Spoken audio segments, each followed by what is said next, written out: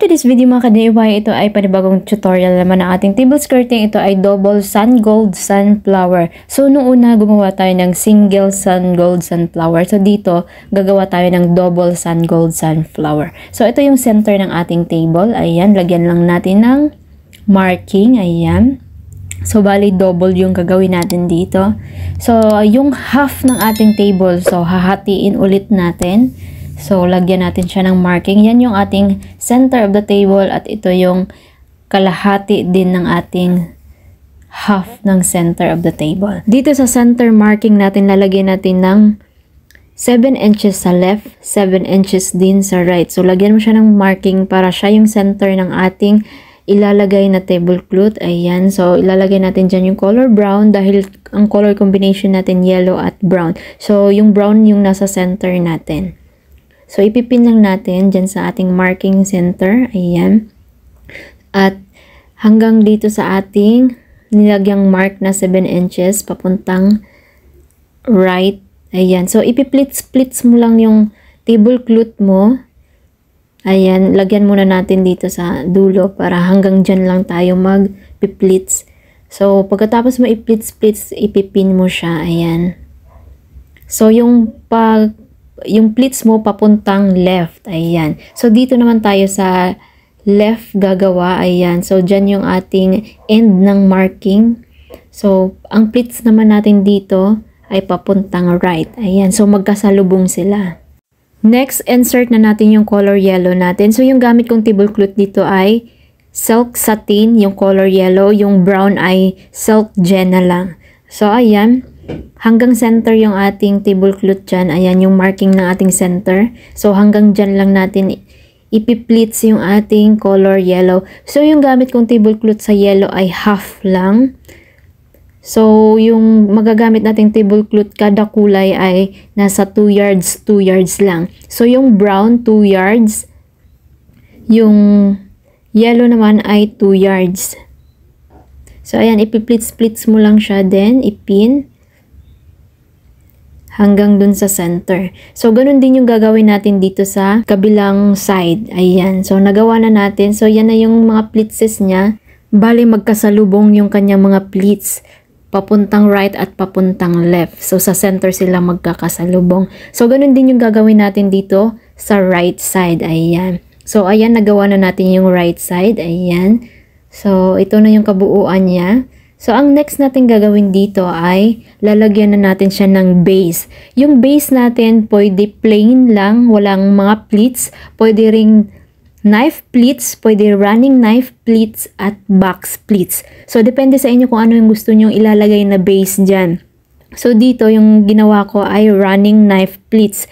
So, ang size ng running knife pleats natin ay 6 by 2. 6 inches. Yung pabalik na pinaka-pleats niya ay 2 inches lang. So, mas makakatipid ka dito sa running knife pleats. Kasi, kung regular knife pleats lang 4 by 4, so, mas, maaksaya sa tablecloth. So, mas maganda tong running knife pleats gagawin nyo. So, ayan, tapos na natin nagawa yung ating running knife pleats. So, natakpan na yung ating ginawang mga pleatses dun sa ating mga tablecloth. So, ang next natin gagawin ay ibaba na natin yung ating mga tablecloth. Ayan. So, makikita nyo mahahaba yung tablecloth ko. Yes po, mahahaba. So, kung mahaba yung tablecloth nyo, yung dulo to dulo lang yung ipipin nyo. So, kung meron naman kayong mga putol-putol na tablecloth, so, tigda 2 yards lang ang magagamit nyo. Sobra na yung 2 yards. So, next naman, gagawa na tayo dito ng mga folds. So, unahin natin yung dito sa left side, yung color brown sa center. Ayan, gagawa ka lang ng single folds. At dito naman sa left side niya, yung color yellow. Ayan, so ipaslant mo muna papuntang center bago ka gagawa ng folds at talian. So, medyo malaki ng konti sa kulay brown yung folds ng yellow. Ayan. Gagawa ka lang dito ng 2 folds dahil yung tablecloth na ginamit natin half lang ng 60 width. So, yung right side niya at saka left side, iisa lang yan sila. So, hinati lang natin. Kaya, naging half sila. So, yung center lang, yung kulay brown lang, yung whole na 60 width. Next natin gagawin, pagsamahin na natin sila. So, tatalian na natin sila ng buo. Ayan.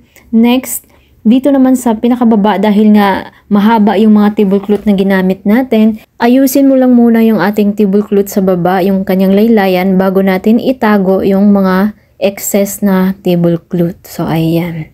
So, pagkatapos, ibubuka na natin yung ating center. Ayan, yung kulay brown para sa center ng flower. Ayan. So, next naman, ibubuka naman natin yung mga gilid-gilid niya para sa kanyang petals. Ayan. So, isiksik mo lang yung dulo to dulo para mag-continue yung bilog ng ating sunflower. So, ito na siya. Tapos na yung ating single sunflower dito sa left side. So, next naman, para maging double sila, so, gagawa ulit tayo ng another sunflower dito sa right side. So, ayan na. Dalawa na yung nagawa nating sunflower. Kaya, double sunflower sun gold yung table skirting design natin dito. So, ayan.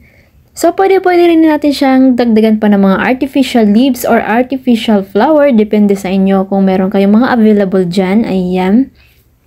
Dahil nga may nagtatanong sa akin kung pwede daw to gawin sa backdrop, itong design na to. Yes po, pwede may nagawa na po tayong backdrop, yung kulay pink combination at yung maroon at cream combination. So, ito naman, ginawa natin ng double sunflower naman yung ating design ngayon. Naka-upload na po yun sa ating YouTube channel. Hanapin nyo na lang sa mga videos niya. Ayan, scroll up mo lang para makita mo yung mga video na backdrop nitong sunflower. Sana nagustuhan nyo at may natutunan kayo. Don't forget to like, subscribe at i-hit ang notification bell para lagi kayong updated sa mga bago nating i-upload. At paki-follow na rin yung ating Facebook page at paki-share na rin itong ating video para mas marami ang makanood, matuto at magkaroon ng mga idea sa ating mga tinutuno. Maraming salamat, ingat, and God bless everyone!